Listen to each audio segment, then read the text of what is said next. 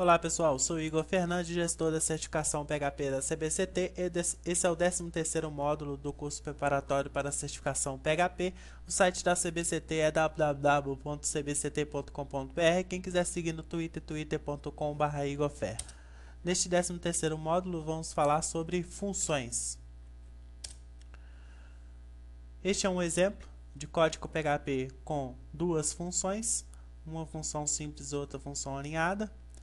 Logo abaixo do código está a chamada da função. Primeiro vamos definir o conceito de função. O que é uma função? É um bloco de processamento sobre um determinado assunto. Então, embaixo tem a chamada para esse bloco de processamento de um determinado assunto, e essa função chama FOO. E como que eu sei que é uma função?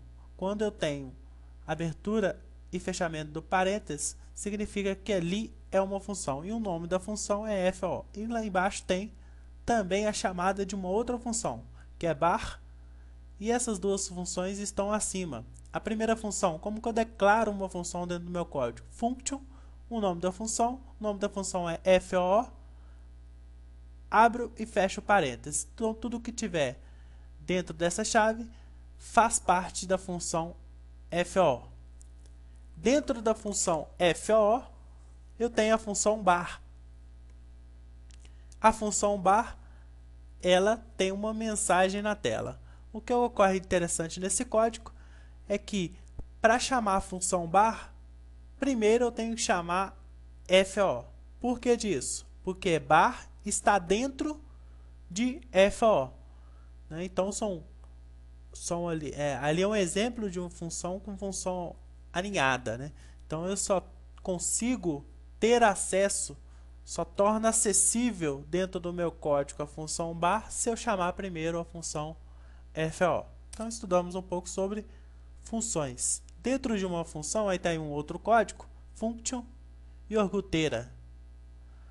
Então, nessa função, ela tem parâmetros. O que é parâmetros? São variáveis que você pode passar para dentro daquela função, e dentro da função ela vai fazer algum procedimento com qualquer variável. Então, embaixo no código tem a chamada da função iogurteira, e você passa como parâmetro uma variável. Repara para você ver que é apenas uma string. A string é framboesa. E quando recebe a função lá em cima, eu tenho duas variáveis. A primeira variável é sabor. Qual o conteúdo dessa primeira variável sabor? Framboesa, que foi passado de baixo. Então, essa variável, ela está vindo de quem está chamando. Agora, a segunda variável, não. Toda vez que chamar a função iogurteira, vai ter o tipo de variável, vai ter uma variável chamada tipo, e o conteúdo dessa variável chamada tipo é azeda. Então, ele tem uma mensagem na tela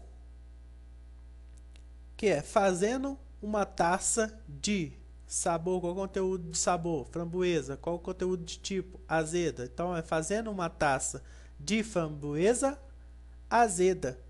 O que é essa palavra return na frente? É quando alguém chamou aquela função, o que vai retornar para quem chamou? Então, vai retornar essa frase montada para quem chamou. Quem chamou? É a linha lá embaixo. Iogurteira e a passagem do parâmetro. Resultado desse código do processamento. O que vai aparecer na tela? Vai aparecer a frase na tela, porque tenho a impressão na frente ali do nome da função, tem a impressão do retorno dessa função. Então, vai imprimir na tela fazendo uma taça de framboesa azeda. Outro exemplo de retorno está aí, ó, function quadrado. Então, eu tenho uma função chamada quadrado, e essa função recebe um parâmetro que é um número qualquer. Então, lá embaixo tem a chamada da função. Então, quadrado, entre parênteses, o conteúdo do primeiro parâmetro, que é a variável num. Qual que é o conteúdo da variável num? 4. Então, quando eu chamar a função quadrado, o que tem dentro dessa função quadrado? Num vezes num.